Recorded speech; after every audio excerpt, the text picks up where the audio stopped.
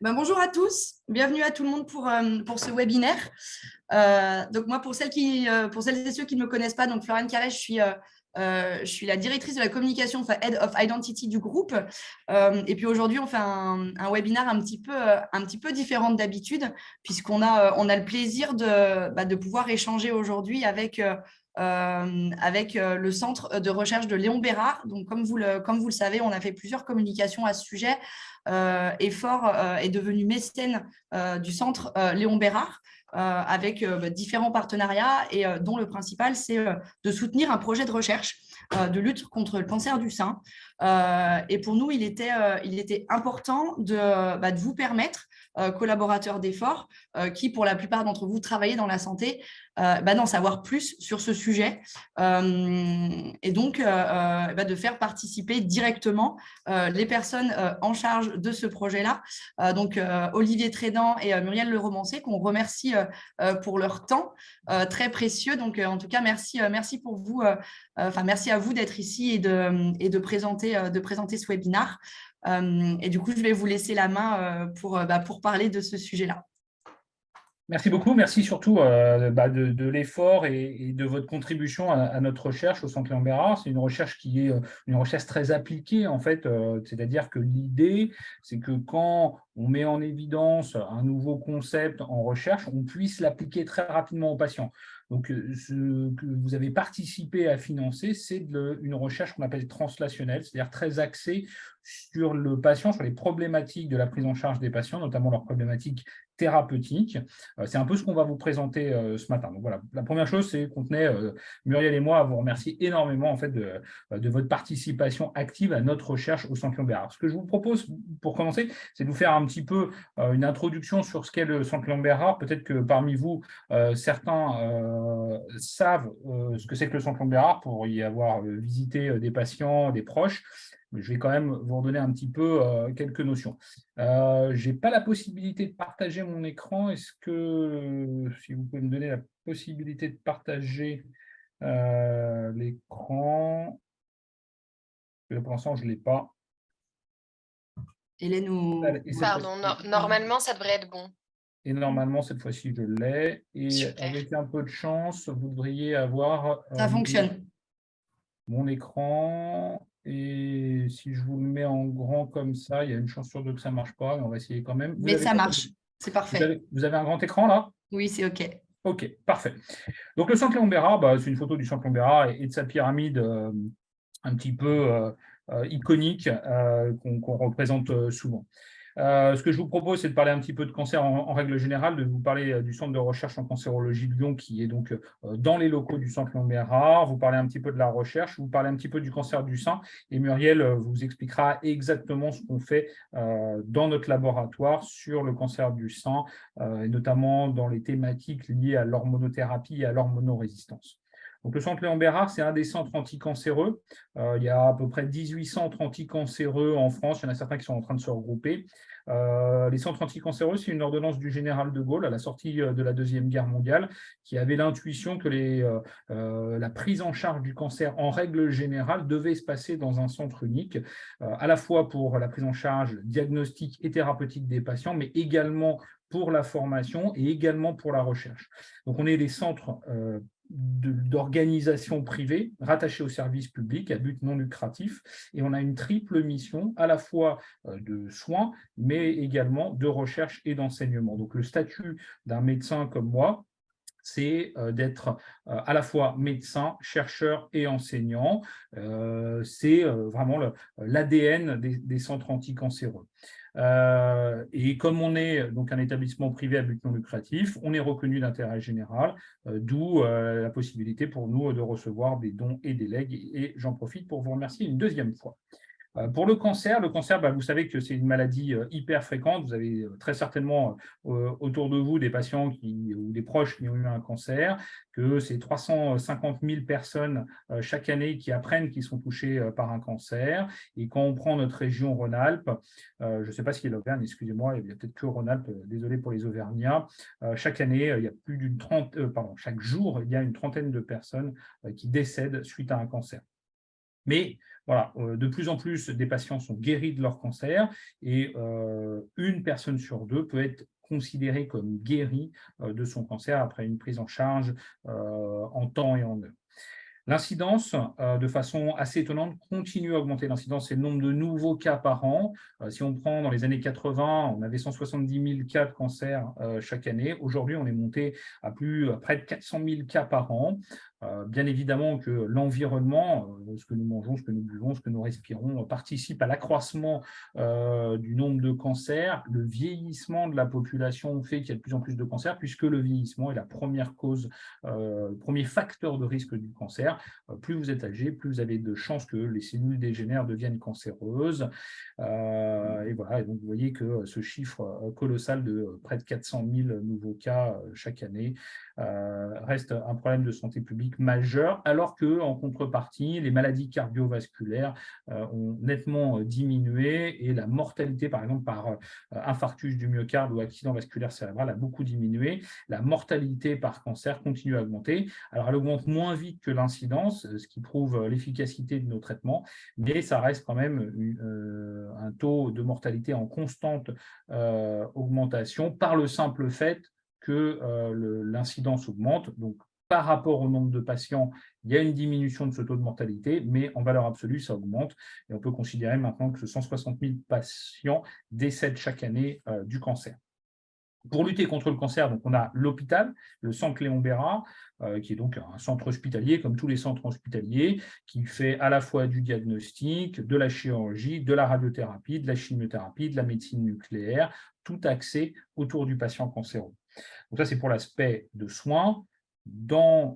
Adossé en fait à la clinique, il y a un centre de formation où, bien évidemment, on fait de la formation universitaire. Il y a des hospitalo-universitaires dans cet établissement.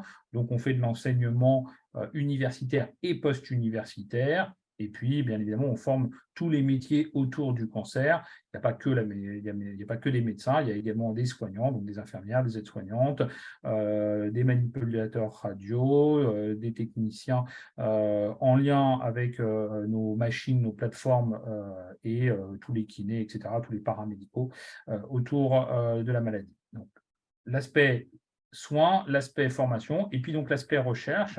Maintenant, on a un des plus gros centres de recherche en cancérologie de France, qui maintenant est l'équivalent des grands centres de recherche au niveau européen et nord-américain, qu'on appelle le CRCL, le Centre de recherche en cancérologie de Lyon,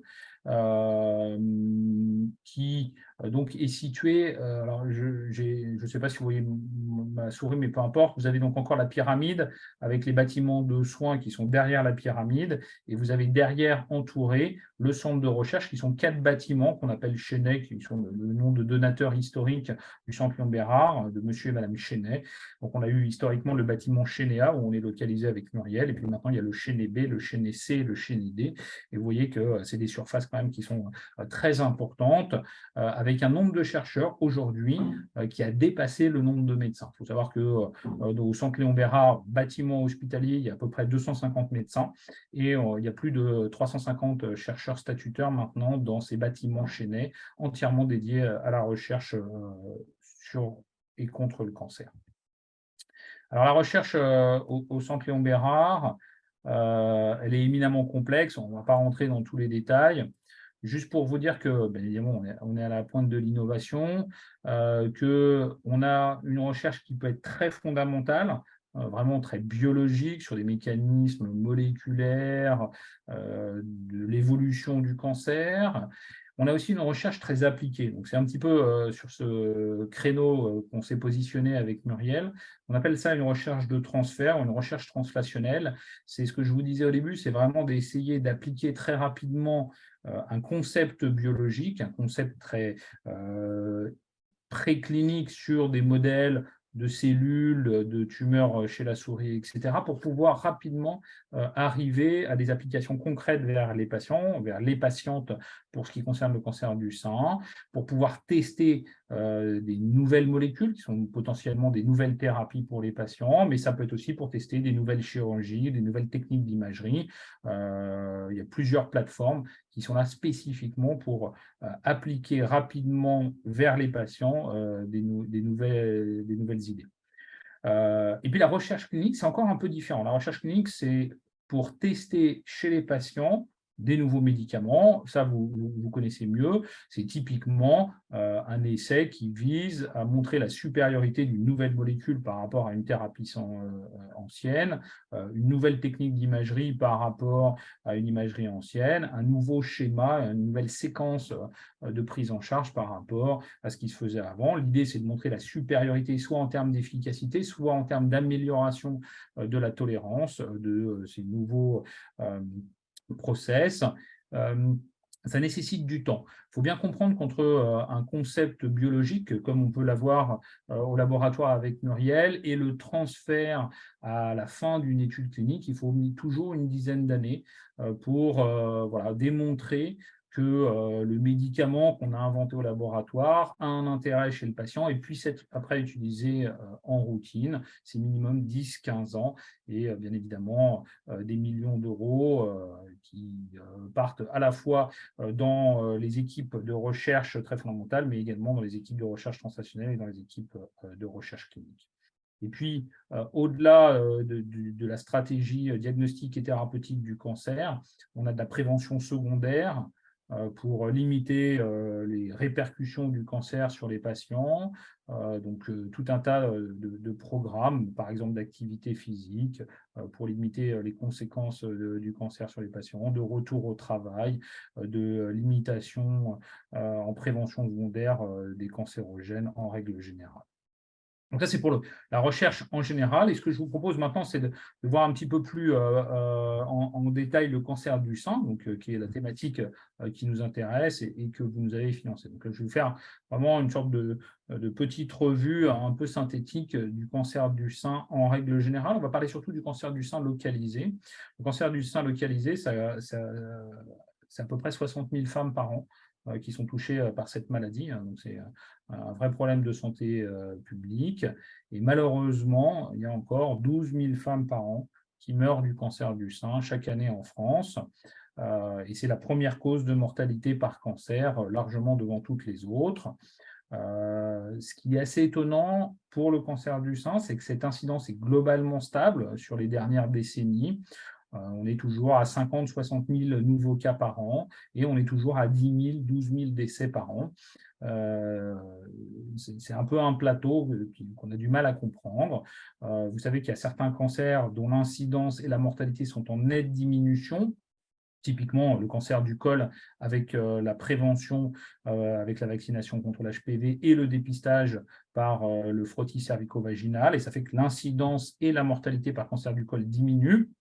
Et à l'opposé, vous avez certains cancers dont l'incidence et la mortalité vont devenir catastrophiques dans les années qui viennent. Et on peut citer le cancer du pancréas, qui sera probablement un des premiers cancers incidents et la première cause de mortalité dans les années qui viennent. Mais voilà, le cancer du sein reste quand même la première cause de mortalité chez les femmes et le cancer le plus fréquent et le plus létal, notamment chez les femmes jeunes. Vous avez une survie qui quand même est relativement bonne. Effectivement, on meurt du cancer du sein, mais ça reste une maladie chronique pour de nombreuses patientes parce que les rechutes ou les poursuites évolutives de la maladie sont très bien contrôlées, notamment avec les traitements et notamment avec l'hormonothérapie, ce qui fait qu'il y a un nombre considérable de femmes touchées par la maladie qui restent malades. Ça reste maintenant l'idée d'une maladie chronique. Et vous voyez que vous avez plus de 200 000 femmes qui sont diagnostiquées porteuses du cancer en cours de traitement pour un cancer, typiquement par hormonothérapie, et qui vivent, on essaye en tout cas de les faire vivre le plus normalement possible. Donc, vous avez très probablement autour de vous des femmes atteintes par le cancer du sein et une femme sur 8 sera atteinte par un cancer du sein dans sa vie. On a un dépistage organisé en France.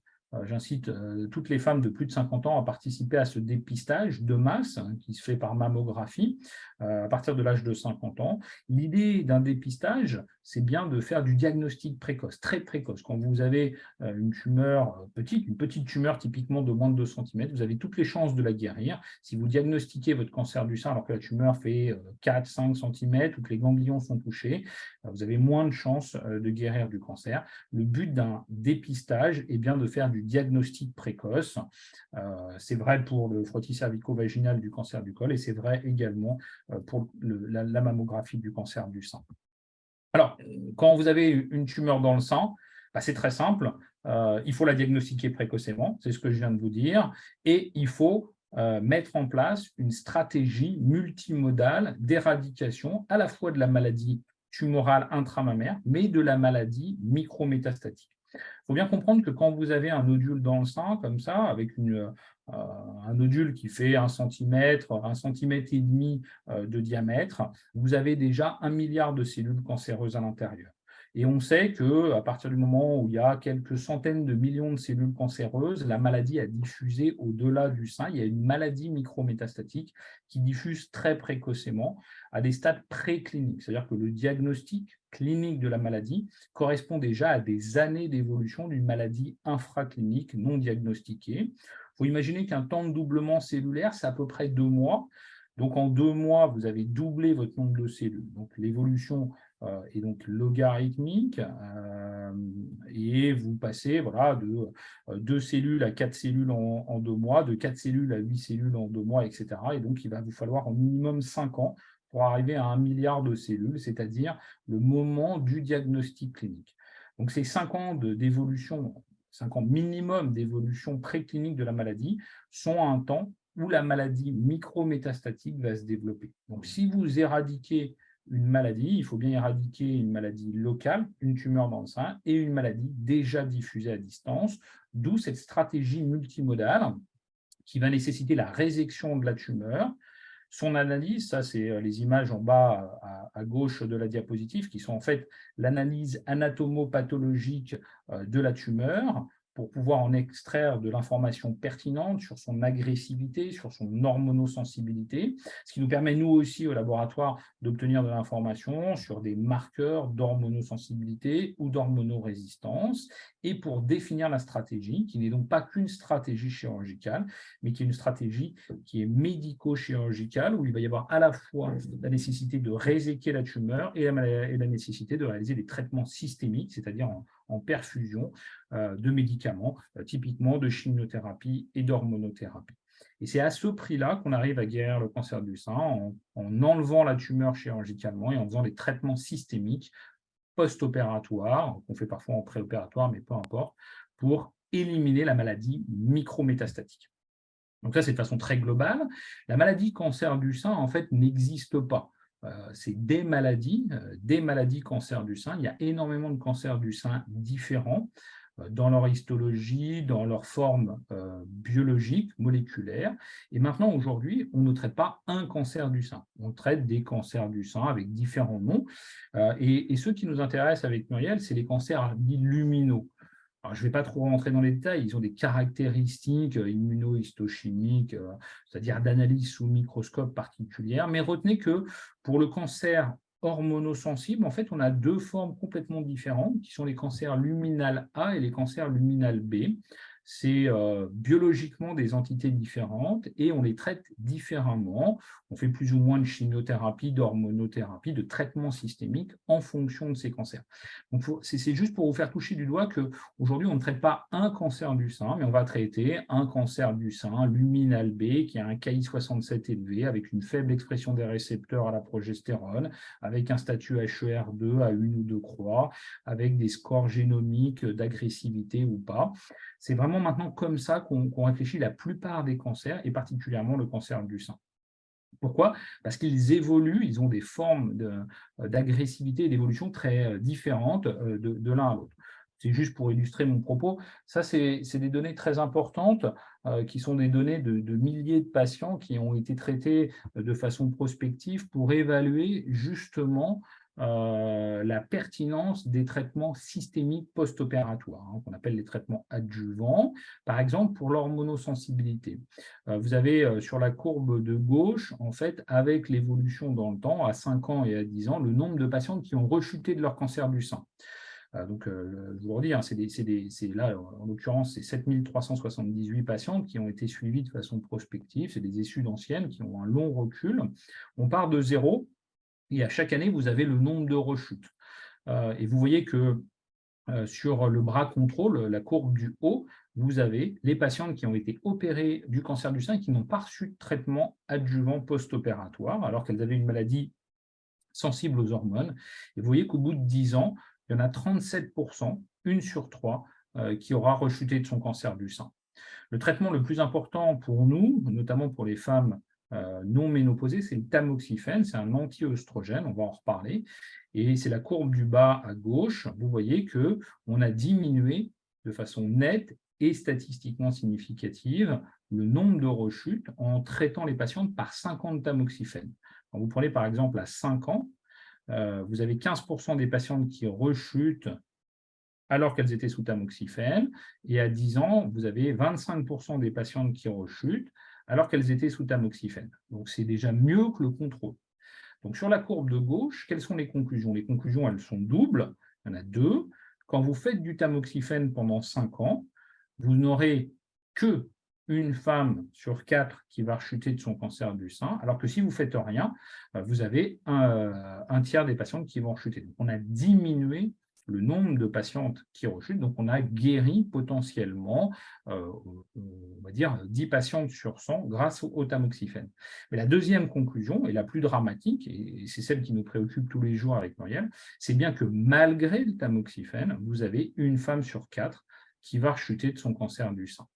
Alors quand on reprend les courbes de droite, c'est d'autres patientes, c'est 2000 patientes qui, elles, avaient une maladie moins hormonosensible, qui n'avaient pas de récepteur à la progestérone sur les tumeurs. Et vous voyez que dans le groupe contrôle, c'est une maladie plus grave puisqu'il y a plus de rechutes. Là, on est à 43%, là, on frôle les 1 femme sur 2 qui va rechuter à 10 ans. Et à nouveau, il y a un impact majeur à faire du tamoxifène, mais on a encore 28-29% des patientes qui rechutent de leur cancer malgré le tamoxifène. Donc voilà, les courbes de droite nous disent à peu près la même chose que les courbes de gauche, mais de façon plus criante. À nouveau, voilà, le tamoxifène est un bon traitement qu'on utilise en routine pour diminuer le risque de rechute, mais malheureusement, malgré le tamoxifène, on peut dire qu'encore une femme sur 4 rechute du cancer du sein. Ça concerne surtout les femmes jeunes, les femmes ménopausées, qui restent jeunes par ailleurs, mais pour ces femmes ménopausées, on a d'autres traitements un peu plus innovants, mais pour les femmes non ménopausées, ça reste un drame d'apprendre qu'elles ont un cancer du sein, même si le tamoxifène rend beaucoup de services. Donc, on est parti de cette idée-là au laboratoire en disant, finalement, le tamoxifène, c'est un très bon traitement, mais ce n'est probablement pas suffisant. Muriel travaille depuis des années sur les récepteurs aux hormones, et donc elle va vous montrer un petit peu quelle approche et quelle question on a choisi de soulever, avec voilà, à nouveau l'idée de transposer rapidement nos idées de laboratoire vers les patients. Muriel, je te laisse présenter notre laboratoire. Oui. Donc, voilà, je vais vous présenter dans un premier temps notre équipe. Donc, on co-dirige tous les deux avec Olivier. Donc, on l'a intitulé « Résistance hormonale, méthylation et cancer du sein ». Donc, c'est une équipe que l'on dirige depuis, c'est notre 3e année, là, Olivier, ensemble. Avant, moi, je dirigeais l'équipe seule et voilà, alors on a repris cet axe avec Olivier. Et vous pouvez voir sur l'écran que je vous ai représenté donc, les membres de notre équipe. À gauche, le personnel statutaire et à droite, le personnel non statutaire. Alors, il y a plusieurs choses à voir. Je vous ai surligné en violet tous les gens de l'équipe qui sont impliqués dans le projet Parachute que je vais vous présenter. Et aussi que vous puissiez voir qu'on est une équipe vraiment qui s'intéresse, comme l'a dit Olivier, à de la recherche de transfert. Et ça, vous pouvez le voir car vous voyez sur le côté, du côté gauche, on a plusieurs médecins, donc vous voyez ce que j'ai bien annoté ici, qui font partie donc de notre équipe. Et donc, c'est vraiment une force, je pense, de notre équipe d'être complémentaires. Moi, je suis directrice de recherche à l'INSERM. Donc, on a des chercheurs pure souche, on va dire, et des médecins. Et bien sûr, après, on forme des étudiants. Voilà, on a aussi une vocation de formation. Et ça, c'est super intéressant parce que je pense que ça permet vraiment de répondre à des questions cruciales, de mettre nos forces en commun la vision du médecin et la vision des chercheurs. Je pense qu'on avance beaucoup plus vite ainsi. Donc, les objectifs, comme vous l'a dit Olivier, de notre équipe, c'est d'améliorer les traitements du cancer du sein. D'un côté, ce qui nous intéresse plus aujourd'hui, c'est la résistance à l'hormonothérapie. Comme vous a dit Olivier, il n'y a pas vraiment, à part la présence du récepteur aux oestrogènes, il n'y a pas vraiment de marqueur prédictif de réponse au tamoxifène. Et d'un autre côté, on s'intéresse aussi à la résistance à la chimiothérapie. Donc, en fait, nos projets de recherche, comme vous l'a dit Olivier, il n'y a pas une tumeur, mais plusieurs cancers du sein. Donc, aujourd'hui, on parlera plus des luminales, mais il faut savoir aussi qu'on s'intéresse aussi dans le laboratoire aux tumeurs triples négatives, donc qui n'expriment pas le récepteur aux oestrogènes, le récepteur à la progestérone et le récepteur HER2. Et donc, voilà, je vous ai mis ici les projets que l'on développe dans le laboratoire, juste pour voir un petit peu une overview de ce qu'on fait. Donc, le projet Parachute, qui vous intéresse plus particulièrement aujourd'hui, qui a permis d'identifier un nouvel acteur impliqué dans la résistance à l'hormonothérapie. Pour les tumeurs luminales, on a aussi le projet Nestor, où on est actuellement en train d'essayer de développer un candidat médicament qui cible une voie non canonique des oestrogènes. Dans les tumeurs triple négatives, on a 2 projets, Agir INTNBC et Météor, qui s'intéressent à sensibiliser les tumeurs à la chimiothérapie, donc les rendre plus sensibles pour améliorer la réponse à la chimiothérapie. Et je l'ai mis à l'interface avec les deux. Nous avons un projet aussi qui s'appelle Isotère, et où là, ça pourrait s'appliquer aux 2 types de tumeurs, où on est en train de mettre au point un anticorps qui reconnaît spécifiquement des protéines à la surface des cellules tumorales, qui est couplé avec une drogue. Et donc, l'avantage, c'est que ça permet d'aller délivrer la drogue uniquement quand l'anticorps est internalisé, rentre dans la cellule et libère la drogue. Et ça, il y a une plus grande spécificité puisqu'il ne reconnaît que les cellules tumorales. Donc voilà, ça c'était pour vous montrer un petit peu ce que l'on développe dans notre équipe. Et donc maintenant, je vais vous parler des bases de notre projet Parachute. Alors c'est vrai que j'espère que ce n'est pas trop simpliste parce que je ne connaissais pas trop le niveau scientifique de l'auditoire. Donc je vous ai représenté ici une cellule qui est composée de plusieurs compartiments de façon très schématique, un noyau et un cytoplasme. Ce qu'il faut savoir, c'est que dans chaque compartiment, il y a des acteurs différents qui vont avoir des fonctions différentes. Et pour qu'il y ait un bon fonctionnement de la cellule, il est important que les acteurs soient au bon endroit. Je m'explique. Donc, on peut avoir, par exemple, des protéines qui vont pouvoir être dans le cytoplasme ou dans le noyau, et elles vont pouvoir bouger, passer du cytoplasme au noyau. Et c'est pour ça que notre projet s'appelle Parachute, parce que chute, c'est pour shuttling en anglais, qui veut dire navette. Parce que vous allez voir, c'est un projet qui s'intéresse donc au shuttling des protéines entre les 2 compartiments. Ce qui est important aussi de savoir, c'est que ces mouvements sont capables, parce que le noyau, ce n'est pas quelque chose qui est complètement ouvert. Je vous ai représenté ici un pore nucléaire. En fait, c'est des petits trous qui sont situés à la membrane nucléaire et qui vont permettre de laisser passer certaines protéines qui vont pouvoir rentrer, mais qui vont pouvoir aussi sortir. C'est pour ça que je vous ai mis la flèche dans les 2 sens. Et donc, en fait, ce qui est important, c'est que les protéines, pour qu'elles puissent rentrer et sortir du noyau, à partir d'une certaine taille, c'est en fait grâce à des marques qui vont être mises par d'autres protéines. Alors, je vous parle, ça peut être des phosphorylations, des méthylations. On a vraiment des marques qui vont être reconnues par des protéines du pore et qui vont permettre de faire rentrer ou pas la protéine. Donc, ce qu'on a pu montrer, qui est la base du projet Parachute, c'est que quand une protéine qui fait ce shuttling, c'est donc PRMT5, c'est une enzyme, c'est une protéine qui est capable de mettre des marques sur les protéines. Et donc, ce qu'on a pu montrer, c'est qu'au diagnostic, lorsque cette PRMT5 elle est localisée dans le cytoplasme, ce sera un marqueur prédictif de faible réponse au tamoxifène. D'autre part, lorsqu'elle est présente dans le noyau, donc elle est déjà dans le noyau, on a une forte réponse au tamoxifène. Et ce qu'on a pu mettre en évidence, c'est que dans certaines conditions, on n'a pas encore bien compris comment, mais pendant le traitement, il y a un certain nombre de tumeurs pour lesquelles cette enzyme va être capable de rentrer dans le noyau. Et donc, en fait, ce qui se passe sous tamoxifène, vous voyez, ici, je vous ai représenté un pore, quand cette enzyme rentre dans le noyau, elle est capable de mettre une petite marque sur le récepteur aux oestrogènes, donc c'est la cible du tamoxifène, le récepteur aux oestrogènes, Et ça va faire, je ne rentre pas dans les détails, mais il va y avoir des gros complexes avec beaucoup de protéines qui vont permettre de inhiber l'activité transcriptionnelle du récepteur. C'est-à-dire le récepteur ne sera plus capable d'aller activer la prolifération cellulaire. Donc en fait, si je fais plus simple, lorsque cette PRMT5 est dans le noyau, c'est vraiment une condition sine qua non pour que le récepteur puisse être inhibé et qu'on puisse avoir une inhibition de la croissance tumorale. Donc ça, c'est les travaux qu'on vient de finaliser et qui sont en cours de publication. Donc quelques résultats pour vous illustrer les travaux qui sont en cours de publication. Donc tout à l'heure, Olivier vous a présenté des courbes. Et on voit ici, donc, en nombre d'années, la survie des patientes. Là, on a 2 cohortes de patientes que l'on a analysées. Et on voit ici en bleu que lorsqu'on a beaucoup de PRMT5 dans le noyau, ce que je vous ai dit tout à l'heure, ici, la courbe en bleu, on a beaucoup moins de rechutes. Les patientes vivent plus longtemps. Donc, c'est basé sur ces résultats que l'on a pu vraiment dire que notre PRMT5, lorsqu'elle est dans le noyau, c'est vraiment un marqueur prédictif de la réponse au tamoxifène. Alors, voici un exemple ici en image. Comment on regarde ça? En fait, on est capable, avec des anticorps qui marquent spécifiquement cette PRMT5, ça s'appelle des expériences d'immunohistochimie, sur une coupe de tumeur, on est capable de regarder l'expression et où est localisé PRMT5. Et vous voyez ici, les petites taches que vous voyez en marron, c'est les noyaux. Donc là, on voit que c'est une tumeur dans laquelle on a le PRMT5 nucléaire, comme je vous ai montré sur le schéma. Et ici, on a une tumeur où on voit les noyaux violets parce qu'en fait, c'est la coloration de base et ils ne sont pas marqués en marron.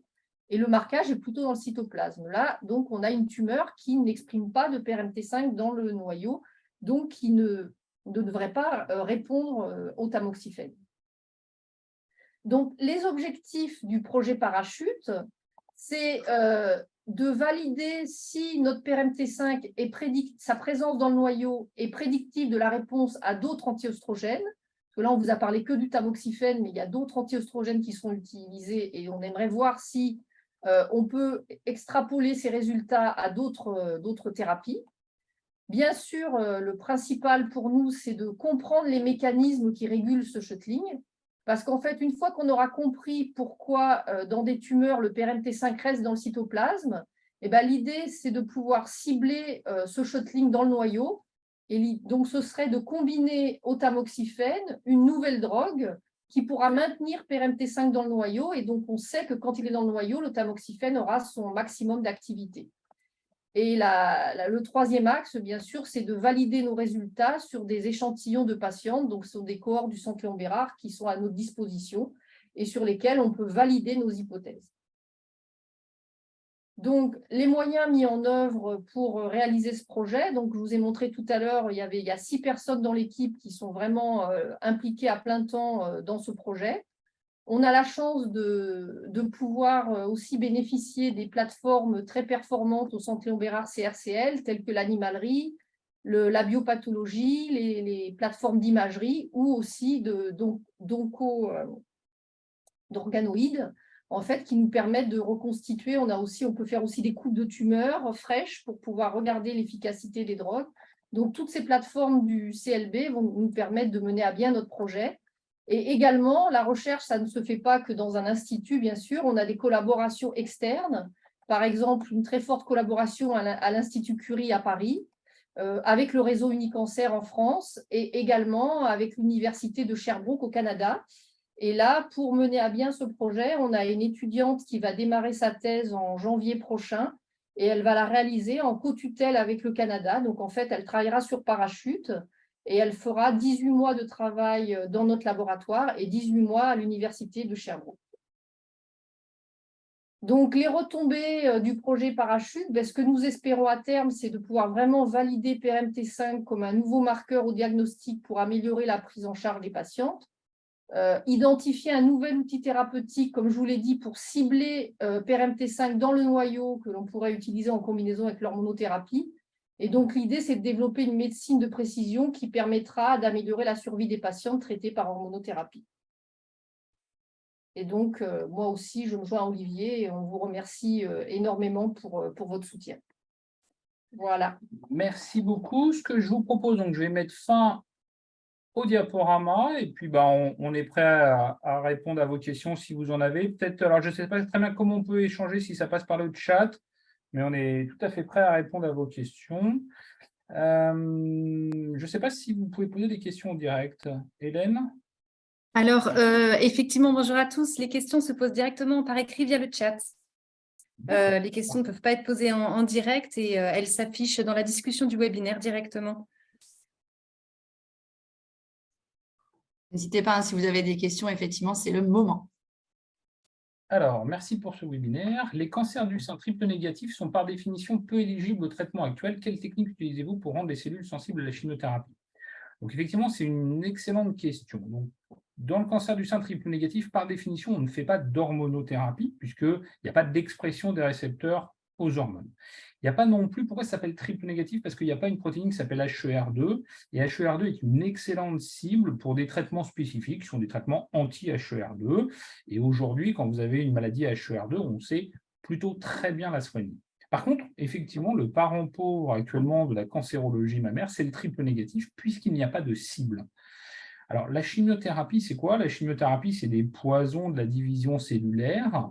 C'est typiquement des agents qui empêchent les mitoses, c'est-à-dire la division des cellules. C'est ça de la chimiothérapie.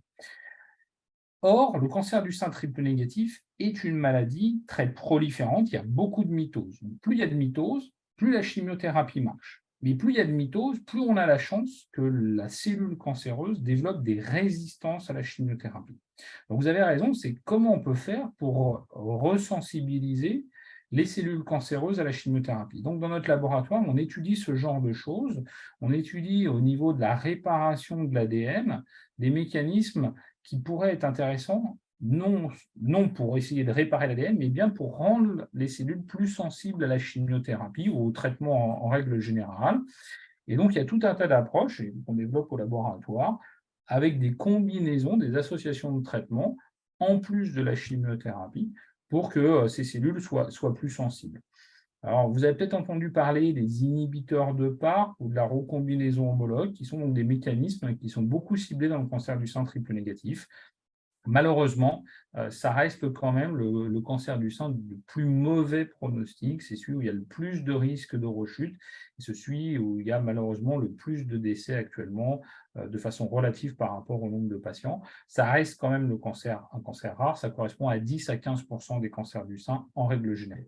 Donc, cancer du sein triple négatif, mauvaise nouvelle, et en plus, un petit peu le parent pauvre des traitements. On n'a pas beaucoup de possibilités de traitement, et on va tout faire au laboratoire pour mettre en évidence des nouvelles associations de traitement intéressantes. Question suivante, où et quand se faire dépister? Donc, le dépistage de masse par mammographie, il y a des centres qui sont référents pour cette mammographie de dépistage. Il y a ce qu'on appelle une double lecture. Donc, ce n'est pas tout à fait comme une radio habituelle. C'est-à-dire que vous avez votre mammographie et vous allez avoir deux radiologues qui, de façon parallèle, vont lire la mammographie pour être sûr justement de bien dépister, diagnostiquer précocement les tumeurs. Donc, vous avez un radiologue dans le centre de radiologie, puis vous avez une seconde lecture par un deuxième radiologue. On confronte les résultats avant de les envoyer aux personnes qui ne sont pas des patients, puisqu'elles n'ont pas de cancer. Et donc, la plupart des centres, en tout cas pour la région, c'est valable en France entière, d'ailleurs, la plupart des centres de radiologie font aussi centre de diagnostic dépistage.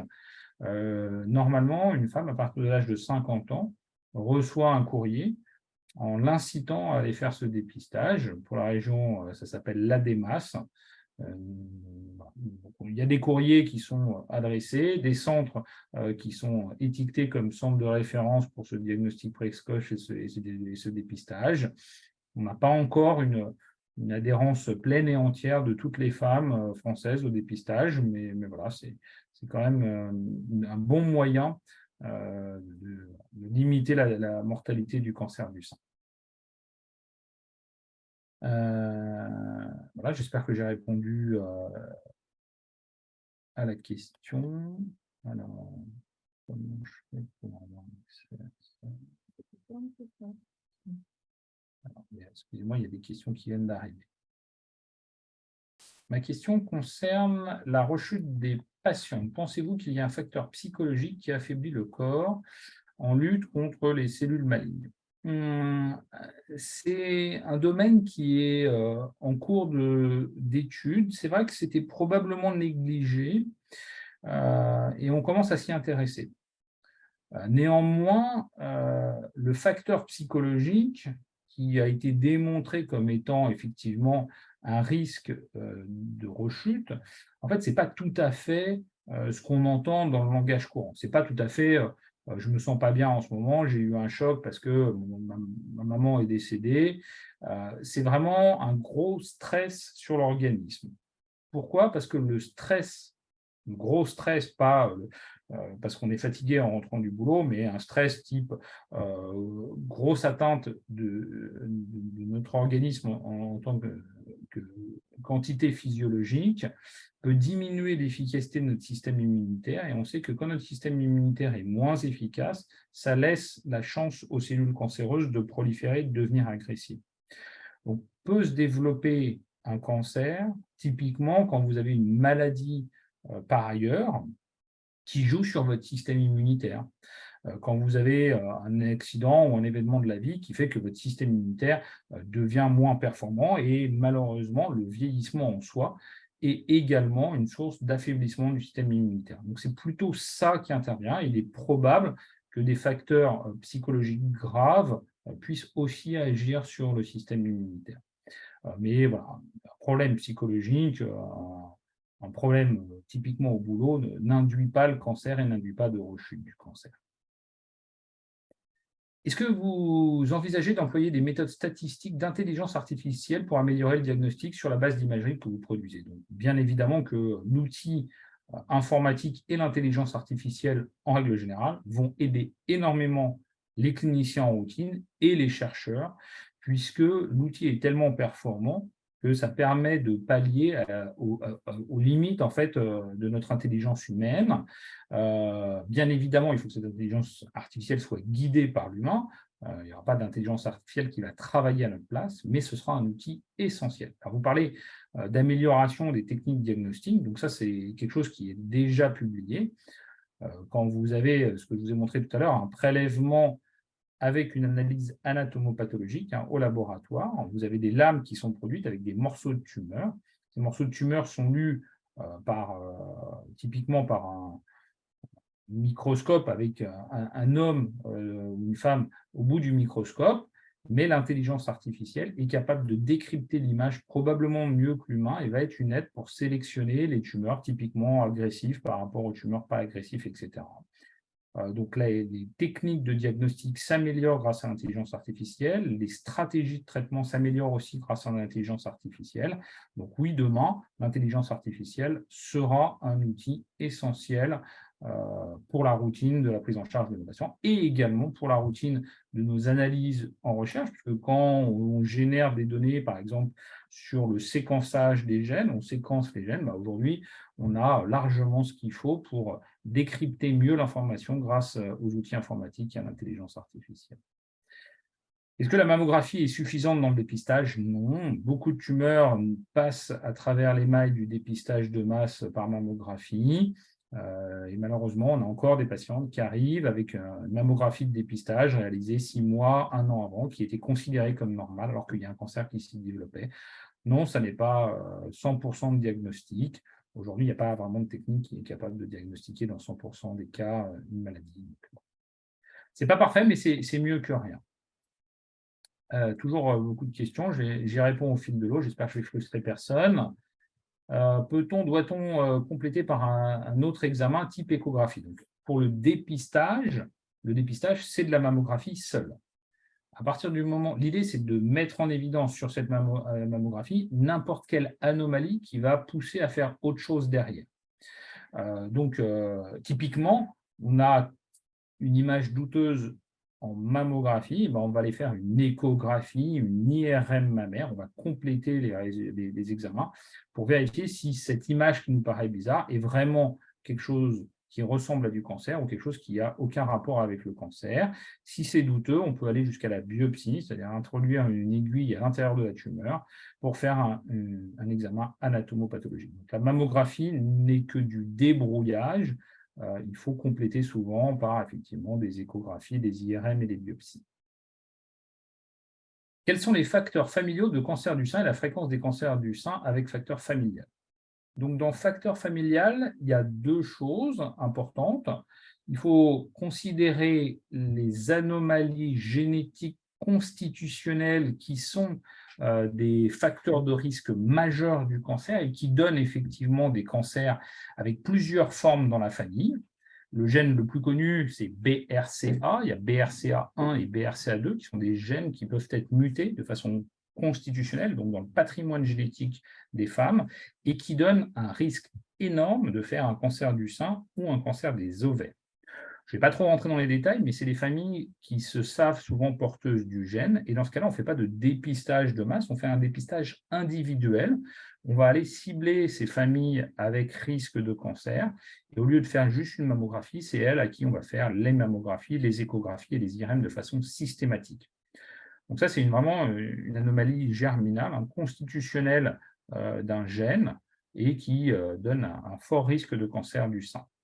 Mais il y a aussi des formes familiales de cancer, mais qui ne sont pas liées à des gènes. C'est-à-dire qu'il y a malheureusement une susceptibilité dans la famille qui prédispose les femmes de la famille à avoir un cancer alors qu'elles n'ont pas d'anomalies génétiques mises en évidence. Alors, ça ne veut pas dire qu'il n'y en a pas, d'ailleurs qu'on ne les a pas mis en évidence, on ne les a pas encore découverts, mais c'est beaucoup plus rare et ça fait effectivement des familles avec de nombreux cancers. Il y a probablement aussi un facteur environnemental qui est à prendre en compte là-dedans. Et pour l'instant, on connaît moins, mais ça fait effectivement des formes familiales de cancer du sein. Alors, la fréquence des mutations BRCA dans le cancer du sein, c'est à peu près 5%, on va dire, pour faire simple. Donc, sur tous les cancers du sein, on sait qu'il y en a 5% qui sont liés à une mutation qu'on appelle délétère des gènes BRCA. Au-delà du dépistage à partir de 55 ans, peut-on se faire dépister plus jeune, notamment en cas de mutation BRCA? Donc oui, absolument. Quand vous avez une forme familiale avec un cancer BRCA 1 ou 2, on va inciter ces femmes jeunes, mais pas dès 55 ans, dès 20 ans, à faire du dépistage individuel. On commence les mammographies plutôt dans ce cas-là aux alentours de 40 ans. On fait volontiers des IRM mammaires en plus. On surveille les ovaires également avec des échographies des ovaires. Donc, c'est une surveillance très rapprochée. On peut même proposer des chirurgies préventives. On propose des chirurgies préventives du sein, des chirurgies préventives des ovaires, parce que si on enlève les seins ou si on enlève les ovaires, ça diminue de façon très importante le risque de développer un cancer. Donc, c'est des situations très compliquées pour les familles, très compliquées pour les personnes, qui sont gérées par des oncogénéticiens. C'est des disciplines en soi, l'oncogénétique, qui sont donc des généticiens spécialisés dans le cancer et qui proposent ces attitudes préventives ou diagnostiques pour ces femmes qui ont des mutations. Y a-t-il des molécules identifiées ou des médicaments radiopharmaceutiques en France qui aident au diagnostic du cancer du sein? Donc, des radiopharmaceutiques, c'est quoi? C'est typiquement des anticorps qui ciblent certaines particularités de la cellule qui permettent de tracer ces cellules ou alors de les traiter. Alors oui, c'est aujourd'hui la routine pour certains types de cancers. Alors, ce n'est pas très fréquent, mais c'est dans certaines situations particulières. L'idée, c'est d'avoir un outil qui fait deux choses. C'est-à-dire que vous êtes à la fois capable, avec le radiotraceur, de localiser où est le cancer, puis avec le radiopharmaceutique, de traiter le cancer.